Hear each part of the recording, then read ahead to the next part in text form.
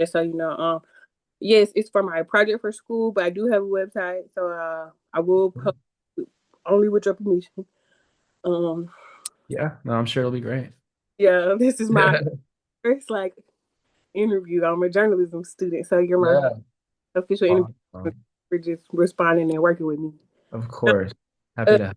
do some research on your company, your video production company, and I wanted to ask you questions. If you see me looking to the side, I'm just like reading my notes and stuff like that.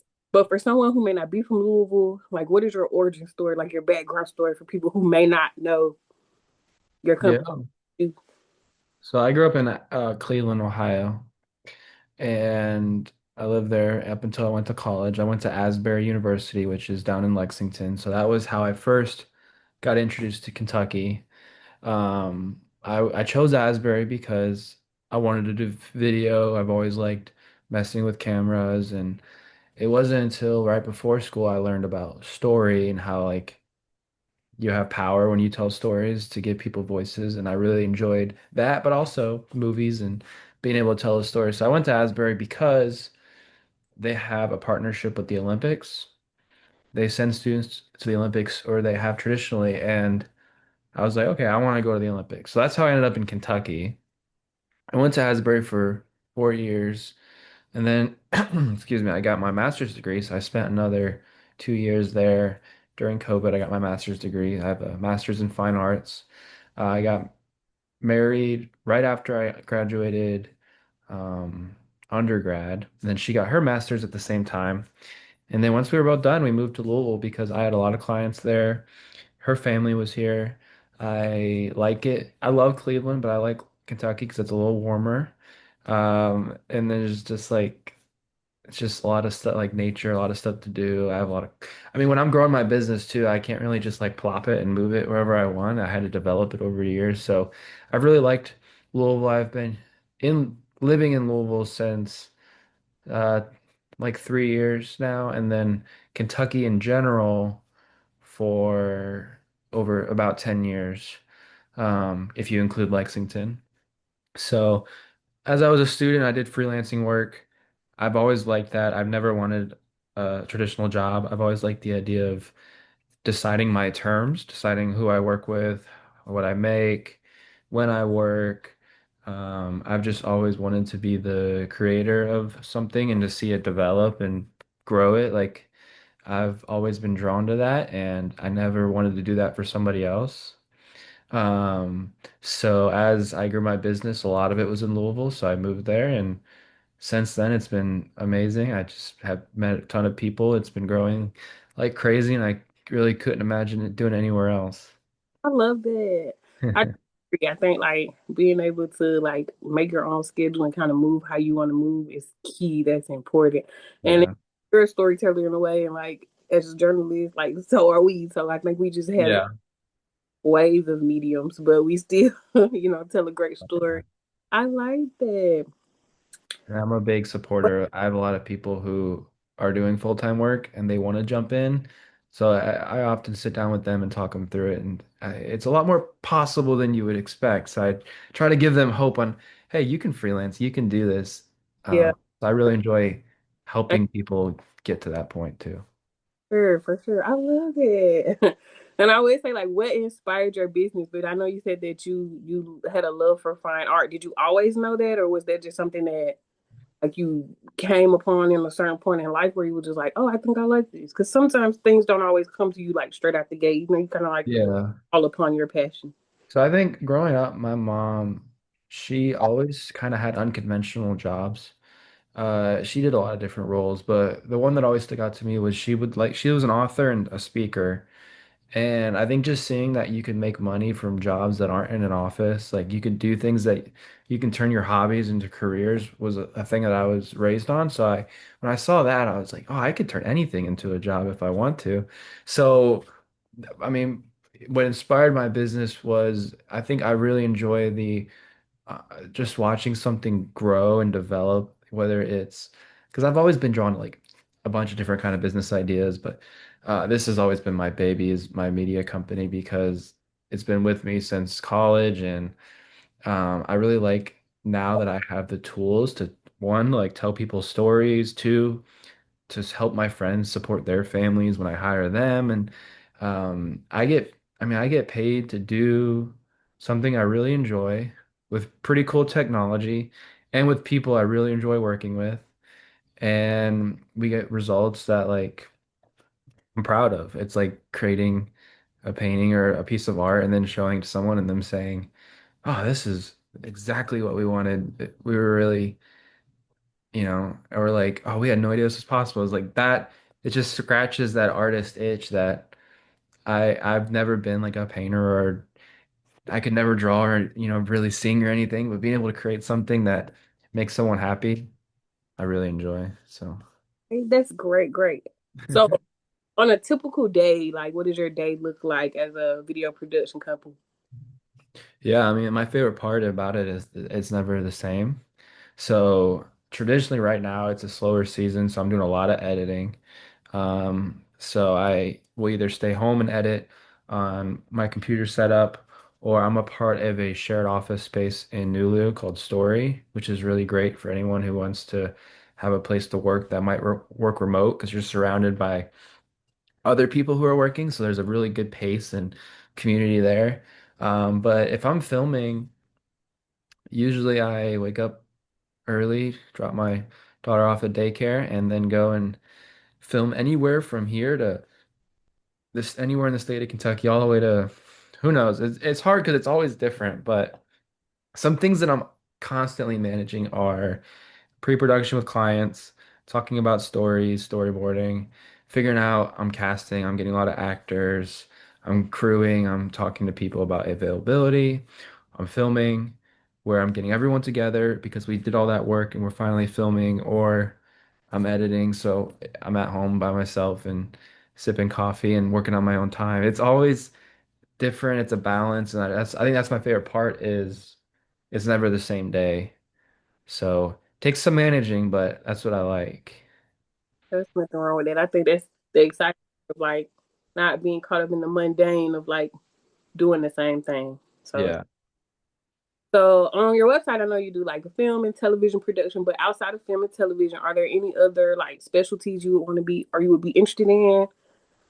Yeah, I do photography, so I do like corporate photography, product photography, like headshots. I really enjoy doing that.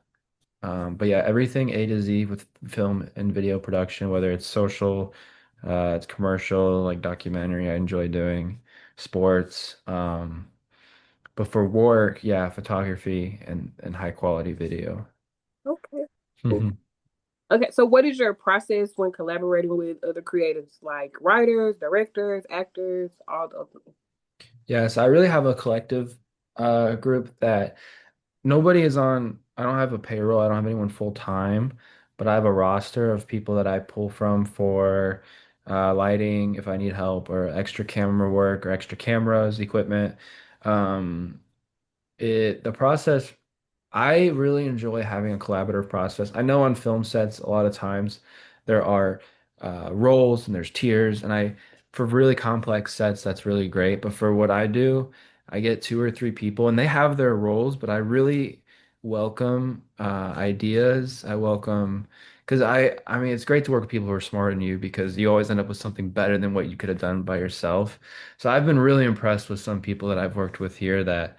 I bring them on and I don't have a pride issue where if they have an idea that's not mine or conflicting with mine, I listen to it and oftentimes, well, okay, yeah, that's a really good idea. We should do that. And then, I mean, that's the whole point of reason why I work with people is to be able to collaborate and make something better than what we could have done by ourselves. So the process, yeah, I'll hire a friend to do lighting and grip, but I will be open to their camera ideas because I know they have really great camera ideas. But on this set, I just needed help with lighting. So that's like their A job, but their B and C job is to also speak up when they see something that'll help. And I am always open to it. And I just want people to be comfortable to one, ask questions, but two, give ideas. Yeah, that's good. That's good because I know that like being on set, it's a lot of stuff going on. I remember like when I tried my hand at PA, it was a lot. Like, I was like, Yeah. geez, this is a whole lot. So I can only imagine like all the people and all the things you have to do, like the little nuances throughout the day. Oh yeah. But how do you handle like clients' feedback? Like when you do a project and if a client is like, well, I like this, but I didn't like this. So, and those come along with the job. So Yeah. do that when you have client feedback, good or bad. Yeah. Client feedback, I kind of will separate into like two tiers. Like one is more of a creative feedback and one is probably more of fundamental. Like I am open to it. I've had to like let go some projects and realize this is not for me, this is for them. And ultimately they know their brand or their goals the best. Now, sometimes if they give a thought, I can say, here's the reasoning why I did this. It's because we didn't have a good image. The person blinked or like they scratched their head. That's why I put that right there. And I am free to like give those like logistical reasons or like, hey, traditionally like we don't do this with the camera like back to back and this is why I did that. But if it's creative and they want to delete something I really liked, I just ultimately it's their vision.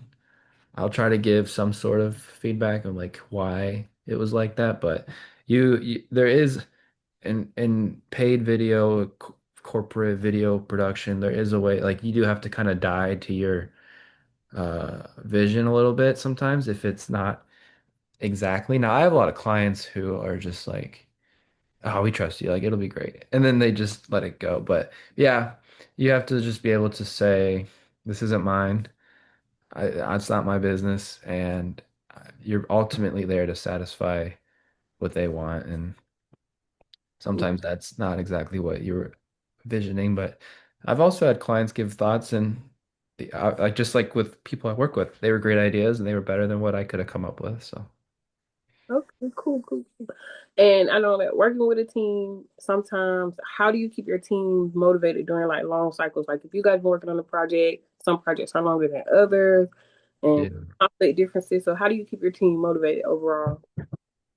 Yeah, it's important to keep up with people's um behavior, I guess, and kind of what they're feeling. If you can tell someone is getting overtired or overworked, just being aware, talking to them. I try to be very upfront and honest. If I'm expecting like, hey, I know I said 4 o'clock, but I think this is gonna go longer and I'm really sorry. If you need to leave, like we'll figure it out. Try to be open. Having food is like always a great equalizer. Like everyone likes food. I always try to have snacks.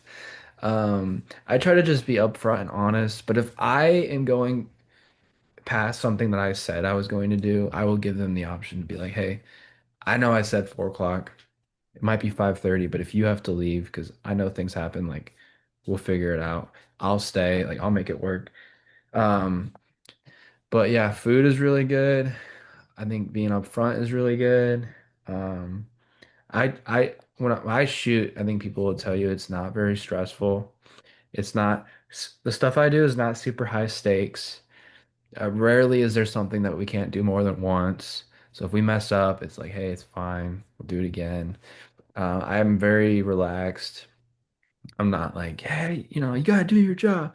Like I've had really, really high value and budget clients, and it's been the same. Like we keep it very, no one's yelling at anybody, no one's getting angry. Like we're all people. We're just playing games. Like it's all just we're just having fun. Like ultimately, we're just playing with cameras and doing cool stuff. So it's like I know it's expensive, but it's not worth people losing their minds or hurting other people.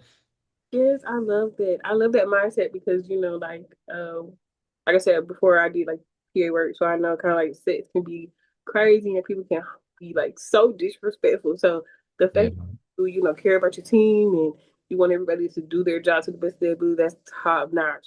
I, I know Thank that. you. Appreciate that.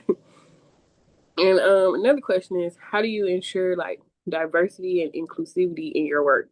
Yeah. No, I think it's very important. I think one of the number one ways is like, say if I'm casting, I won't go right up to a casting agency. I usually post on Facebook. I keep it like a super level playing field. For a lot of stuff I do, I don't need like prior acting experience. So if they don't have a reel, just send me a picture. because oftentimes I'll cast a lot of children, elders, senior adults. I've been really happy when I do stuff like that because I know a lot of roles that people hire for are like middle-aged man, middle-aged woman, and like that's it. When I get to cast kids and senior adults and that whole like spectrum of people, giving them opportunities is always really exciting because I know I see the casting things every day and it's just like, basic family or whatever. So I've really enjoyed, but yeah, I don't go up to the casting agencies, which they're great for a lot of things. But for the stuff I'm doing, I just post on Facebook and I get like 200 responses and it is so many different people, and I like it because I get a lot of options from my client. But I think I'm giving opportunity to people who aren't a part of casting agencies, maybe who don't have any acting experience. And where how I film, it's very welcoming to people who don't have acting experience because it's very relaxed. It's a good entry level point to do more acting. You get because it's really only for a few hours. You get to see if you like it. A lot of times there's no talking. It's just like walking in the woods and I'm taking video and it's just a lot of that kind of stuff. And then for like the story side of it, I've always really appreciated being able to, I think, tell stories that wouldn't have been able to have been told without maybe like a storytelling skill that we have. I think that that's really important. I've worked with a lot of different groups and clients who have had amazing stories, and I've been really honored to be able to tell those stories. And it's just like the being able to go from this high quality like mattress commercial to hearing about this mentorship program just down the road and like being able to be in between all of that has been a lot of fun because it's like creative, but it's also impactful and it's like just a huge range, which I really enjoy. Yeah, I love that. Like finding a diamond in the rough kind of. Yeah. Because people's stories don't get told, and it's amazing. Even as a writer myself, like trying to tell stories that most people will not know, or even in certain areas that people aren't familiar with. Like people may not know, like, oh, this great, amazing video production company is located in Louisville. You know what I mean? I didn't know that until I like researched and I started going down the rabbit hole, and I'm like, oh my gosh, I'm gonna reach out because I love it. Aw, I thank appreciate. you.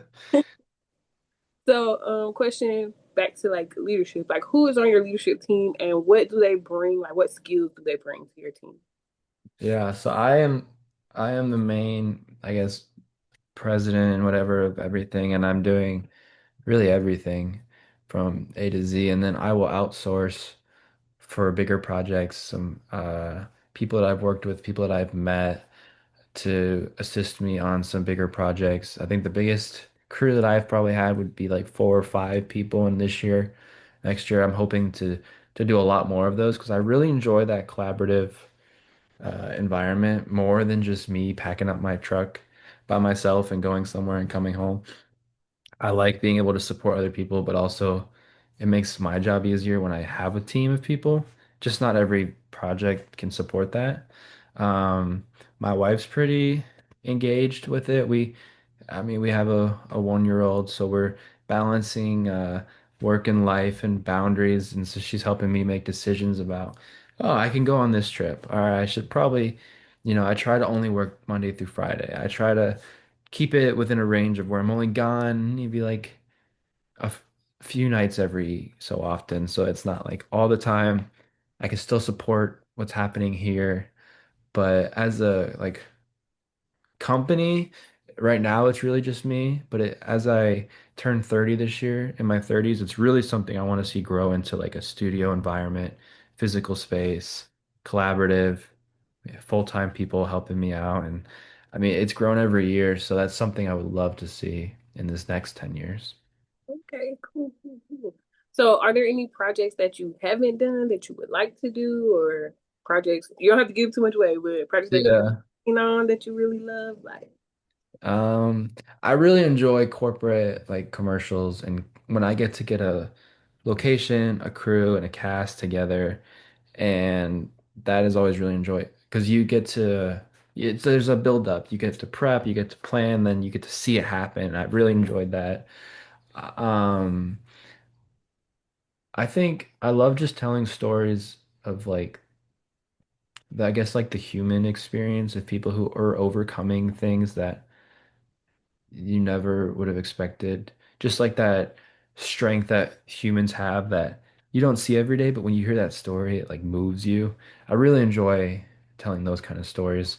And a lot of times it's for nonprofit, and a lot of times it's for a not, the biggest rate in the world, but you get so I can't do them every day, but I would love to do them every day because being around people like that is just like it fills you up, it encourages you, and you're like, all right, I can do this small challenge that I have because I saw someone who just like I found like a single mother who just like raised four kids by herself and worked full time and it was crazy and had all these amazing things happen. I was like, okay, I can do this.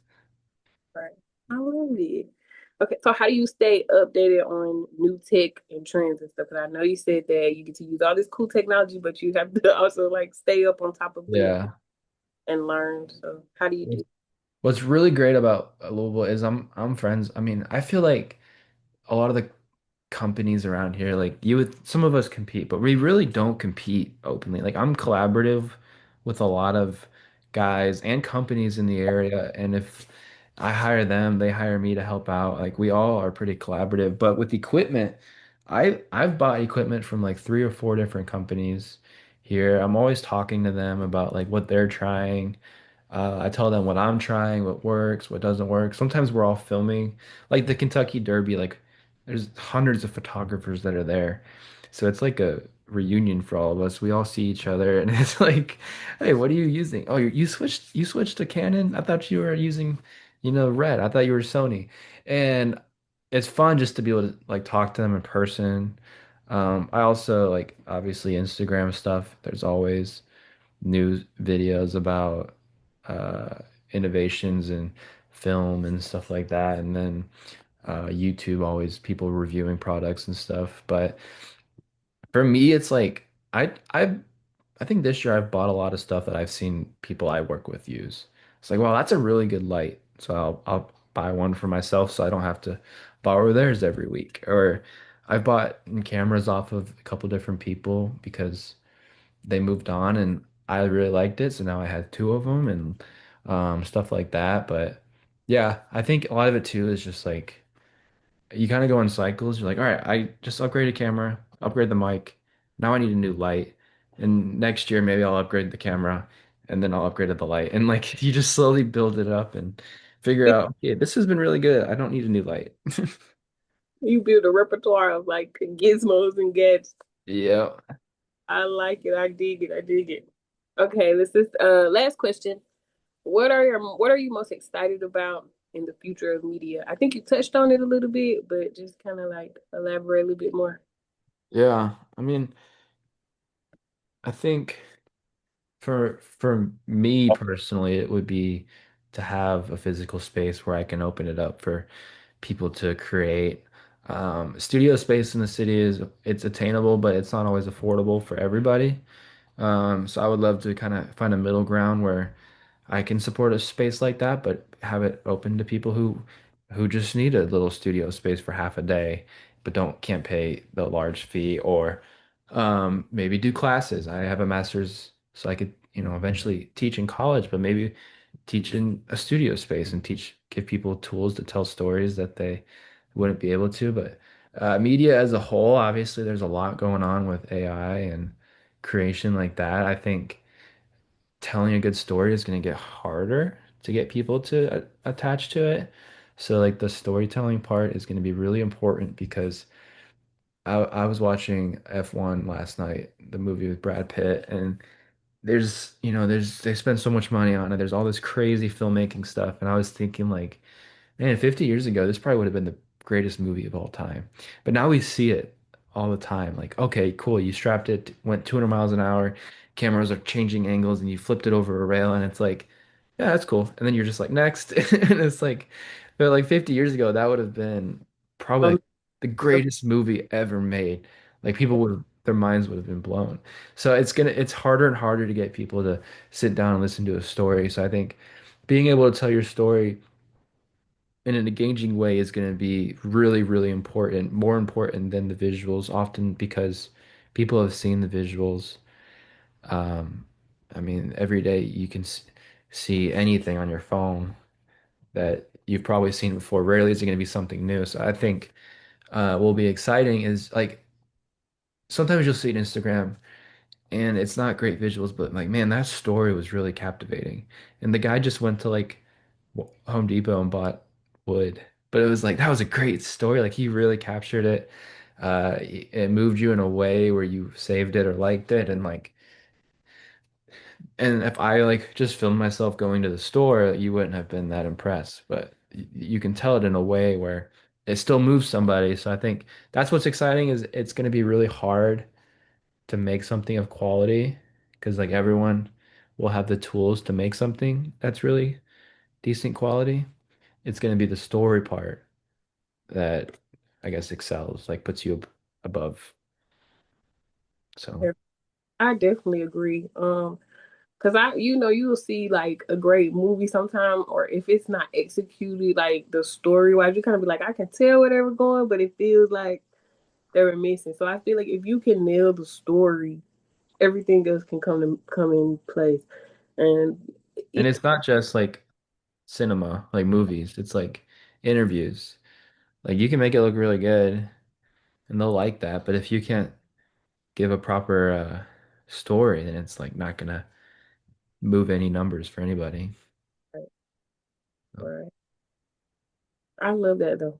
I think that's where I am in a place where it's like I want my story to resonate at the core. Like all the, vernacular vocabulary, I just want you to hear my story and resonate with it. yeah. Or And right now, I mean, that's one like thing that AI I feel like can't get, which is we have one leg up on AI right now is like being able to creatively tell a story in a way that only you can. So from your own point of view for sure. yeah, because you and I wouldn't tell it the same way, which is the best part. Yeah. If you ever teach a class, I'll Like yeah, someday I will. I don't know when, but yeah. Well, I do appreciate you taking the time out of your day to share this with me. And like I said, I'll write the story. I'll send it to you. I'll send you a copy just so in case you want to read sure. and just see how you like it, get your feedback on it. But I really do appreciate it. Thank you so much. You're my first Yeah. interview. Thank you. Oh yeah. Well, great. Good luck on the rest of it. I've really enjoyed talking to you. If you ever need anything, just email me or let me know and happy to help. So I will take care. Have a great day. you too. Thank you. Thank you.